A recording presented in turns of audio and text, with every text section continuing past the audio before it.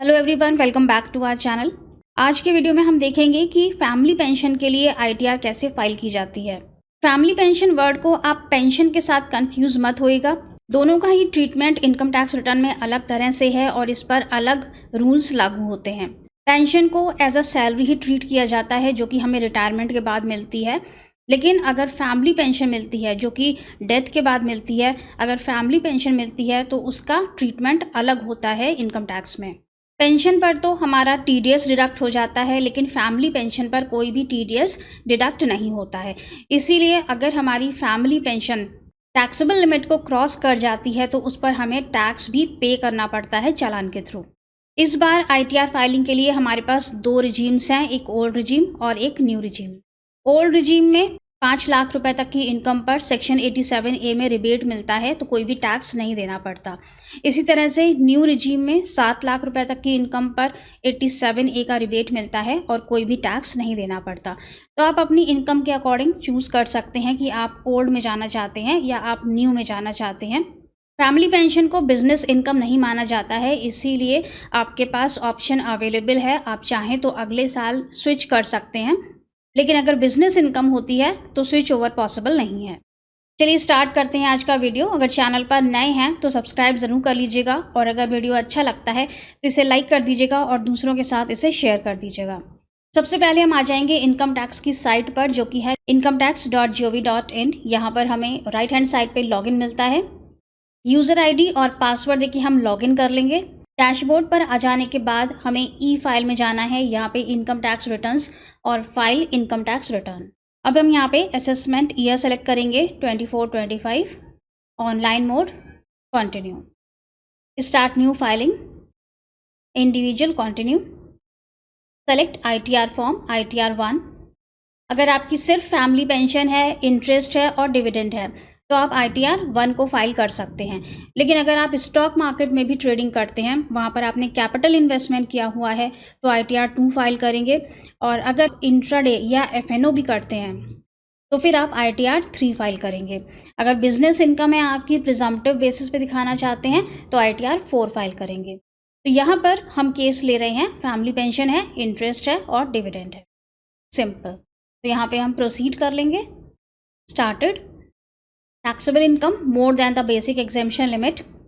अगर 2.5 लाख रुपए से ज़्यादा की इनकम है आपकी आईटीआर की तो यहाँ पर फर्स्ट ऑप्शन को चूज़ करना है और कंटिन्यू करना है। अब यहाँ पर हम स्टेप बाय स्टेप पूरी आईटीआर फाइल करेंगे। ध्यान से देखिएगा। सबसे पहला काम, रिटर्न समरी यहाँ पर आ चुकी है। सबसे पहला काम हमें यहाँ पर करना है कि हमें अपना AIS स्टेटमेंट डाउनलोड करना है और दूसरा हमें 26 AS को डाउनलोड करना है। यहाँ पर हमें AIS मिलेगा। प्रोसीड। अब AIS में हमें क्या क्या दिख रहा है? डिविडेंड इनकम, सेविंग बैंक का इंटरेस्ट और FD का इंटरेस्ट। AIS में कभी भी हमें फैमिली पेंशन का अमाउंट नहीं दिखता है क्योंकि उस पर TDS डिडक्ट नहीं होता है। अब ये फैमिली पेंशन का अमाउंट हम कहाँ से लेंगे? तो ये आप अपनी बैंक स्टेटमेंट से लेंगे या फिर आपके पास पासबुक है तो आप पासबुक से भी हर महीने का टोटल करके 12 महीनों की अपनी फैमिली पेंशन ले सकते हैं।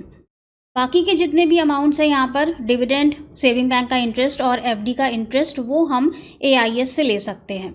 लेकिन ये भी अच्छा रहेगा कि आप बैंक स्टेटमेंट से ही कैलकुलेट कर लें क्योंकि AIS सिर्फ एस्टिमेट बेस होता है, ये आपकी फाइनल पिक्चर नहीं होती। और इतना हमें हमेशा ध्यान रखना है कि हम जो भी ITR में अपनी वैल्यूज़ दिखाते हैं वो हमारे AIS के साथ मैच होनी चाहिए। मैच नहीं हो रही हैं तो इससे कम नहीं होनी चाहिए, ज़्यादा इनकम हम दिखा सकते हैं। वापस ITR पर आ जाते हैं। अब सबसे पहले है पर्सनल इन्फॉर्मेशंस। इसमें हमें आना है नेचर ऑफ एम्प्लॉयमेंट वाले टैब पर। यहाँ पे हम सिलेक्शन करेंगे। सबसे लास्ट में हमें मिलेगा not applicable, example family pension etcetera. इसे सेलेक्ट कर लिया। ओके। इसके बाद बाकी कोई चीज़ यहाँ पे ऐसी कोई ख़ास नहीं है जो हमें फिल करनी हो। एक बैंक हमें यहाँ पे ज़रूर ऐड करना है जिसमें कि हम रिफ़ंड लेना चाहते हैं। अगर कोई भी FD का TDS डिडक्ट हुआ होगा तो रिफ़ंड हो जाएगा और उस बैंक को वैलिडेटेड भी होना चाहिए। हम कंफर्म कर देंगे नीचे। इसके बाद आता है ग्रॉस टोटल इनकम। अब ये फॉर्म हम न्यू रिजीम में फाइलिंग कर रहे हैं। अगर आपको ओल्ड रिजीम में जाना है तो कैलकुलेशंस ओल्ड रिजीम के हिसाब से होंगी, तो आप चूज़ कर सकते हैं कि आपको ओल्ड में जाना है या न्यू में जाना है। सैलरी एग्जेम्पशंस कोई भी नहीं है, कंटिन्यू कर देंगे। इसके बाद सैलरी हाईलाइट नहीं हो रहा है। इसके बाद आता है इनकम फ्रॉम हाउस प्रॉपर्टी।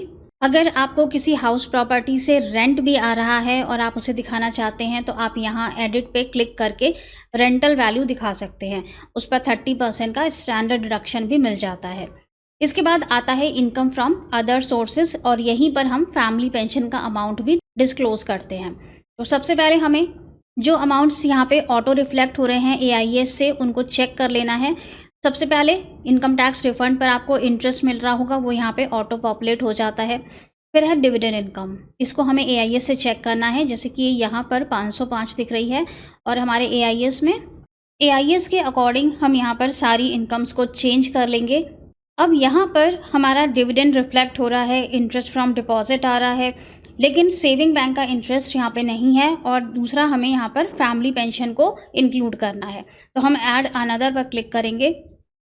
यहाँ पर हमें ऑप्शन मिल जाएगा do you have interest income from saving bank, यहाँ पर येस करेंगे और AIS से अमाउंट ले लेंगे। अगर आप बैंक स्टेटमेंट से अमाउंट्स नहीं ले रहे हैं तो AIS में जो भी आपके अमाउंट्स आ रहे हैं उससे ज़्यादा ही अमाउंट यहाँ पर लेंगे, क्योंकि एक्चुअल में AIS की फ़िगर्स हमेशा कम होती हैं। अगर आप अपना बैंक स्टेटमेंट चेक करेंगे तो आपको इंटरेस्ट की फ़िगर्स ज़्यादा मिलेंगी, इसलिए यहाँ पे हमने थोड़ा सा ज़्यादा ही अमाउंट लिया है सेविंग बैंक में भी और FD के इंटरेस्ट में भी।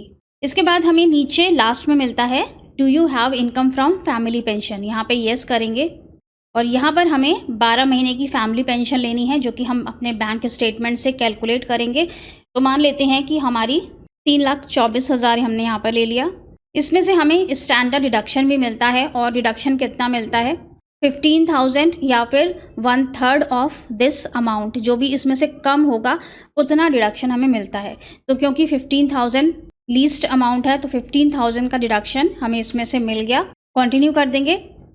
सारी फिगर्स यहाँ पर आ गई हैं, रिफंड आ गया, डिविडेंड हो गया, FD का इंटरेस्ट हो गया, सेविंग बैंक का इंटरेस्ट हो गया और फैमिली पेंशन का अमाउंट हो गया। इसके अलावा हमारी कोई भी इनकम नहीं है, तो हम इसे नीचे कंफर्म कर देते हैं। और जो यहाँ पे ग्रॉस टोटल इनकम आ रही है ये हमारी 5 लाख के नीचे ही आ रही है। अभी हम न्यू रिजीम में फाइलिंग कर रहे हैं, लेकिन अगर हम ओल्ड रिजीम में भी चले जाएं तब भी यहाँ पर हमारा कोई भी टैक्स नहीं बनेगा। कंफर्म। इसके बाद है डिडक्शंस। न्यू रिजीम में कोई भी डिडक्शंस नहीं मिलते हैं, सिर्फ एक ही NPS का डिडक्शन मिलता है 80 CCD 2 का, तो वो यहाँ पर नहीं है, इसे हम ब्लैंक छोड़ देंगे। बस इसे ओपन करना है और कंफर्म कर देना है। इसके बाद आता है टैक्स पेड। अब यहाँ पर TDS ऑन सैलरी कुछ भी नहीं है। यहाँ पे हमें सेकंड कॉलम में मिलेगा TDS अदर देन सैलरी। इसमें हमें FD के इंटरेस्ट पर जो भी TDS डिडक्ट हुआ है वो मिलता है। तो हम शो डिटेल्स पे क्लिक करेंगे और अमाउंट्स को चेक कर लेंगे। अब इन अमाउंट्स को चेक करने के लिए आपको अपना 26 AS ओपन करना है। आपकी जो ग्रॉस रिसीट्स का अमाउंट है और आपका जो TDS का अमाउंट है ये दोनों मैच होने चाहिए। Assessment year 24-25। अब यहाँ पर हम देखेंगे तो हमारे अमाउंट्स TDS के शेड्यूल्स के साथ मैच नहीं कर रहे हैं। इसके लिए यहाँ बॉक्स पर टिक लगाएंगे, एडिट पे क्लिक करेंगे। अब यहाँ पे ग्रॉस रिसिट्स जो हमारे 26 AS में आ रही हैं वो ले लेते हैं और TDS का अमाउंट भी यहाँ पे करेक्ट करेंगे और सेव कर देंगे। ये हमारा करेक्टेड TDS आ गया है, जो कि हमें एज अ रिफंड मिल जाएगा, क्योंकि हमारी इनकम टैक्सेबल नहीं है, 7 लाख रुपए के नीचे है। ओल्ड रिजीम में जाएंगे तो 5 लाख रुपए की इनकम होती, तब भी ये TDS हमें रिफंड हो जाता। फिर है टोटल टैक्स लायबिलिटी। यहाँ पर हमें कंपटीशन पूरी दिख जाती है, हमारी ग्रॉस टोटल इनकम, डिडक्शंस हमने कौन से क्लेम किए, टोटल इनकम नेट हमारी कितनी आ गई, इस पर टैक्स कितना बनता है। कंफर्म कर देंगे, प्रोसीड। मैसेज आ जाएगा हमारे पास, रिफंड है हमारा, जो भी TDS हमारा डिडक्ट हुआ है। इसके बाद हम रिटर्न को एक बार प्रीव्यू करेंगे। पूरा रिटर्न हम यहाँ पर चेक कर लेंगे, साथ ही किस बैंक में हमें अपना TDS रिफंड मंगवाना है वो बैंक भी हम देख लेंगे कि हमारे यहाँ पे फॉर्म में सही से वो रिफ्लेक्ट हो रहा है, साथ ही वो बैंक वैलिडेटेड भी है। एक एरर आ रहा है यहाँ पर, कंट्री इज़ मैंडेटरी, तो यहाँ पर हम क्लिक करेंगे इसी एरर के ऊपर तो वहाँ पर पहुँच जाएंगे। करेक्शन के बाद हमारी ये ITR वैलिडेट हो गई है, वैलिडेशन सक्सेसफुल हो गया है। अब हमें बस प्रोसीड टू वेरिफिकेशन पर क्लिक करना है। वेरीफाई करेंगे आधार OTP से और हमारी ITR सबमिट हो जाएगी। तो बस फ्रेंड्स, ये पूरा प्रोसेस था फैमिली पेंशन की ITR के लिए कि किस तरह से आप TDS रिफंड को क्लेम कर सकते हैं। आई होप कि ये वीडियो आपके लिए काफ़ी यूज़फुल रहा होगा। हमने स्टेप बाय स्टेप यहाँ पे सारा प्रोसेस समझा था। Thank you so much for watching this video. बने रहिएगा हमारे इस चैनल के साथ। मिलेंगे नेक्स्ट वीडियो में। Till then stay safe and healthy. Bye bye.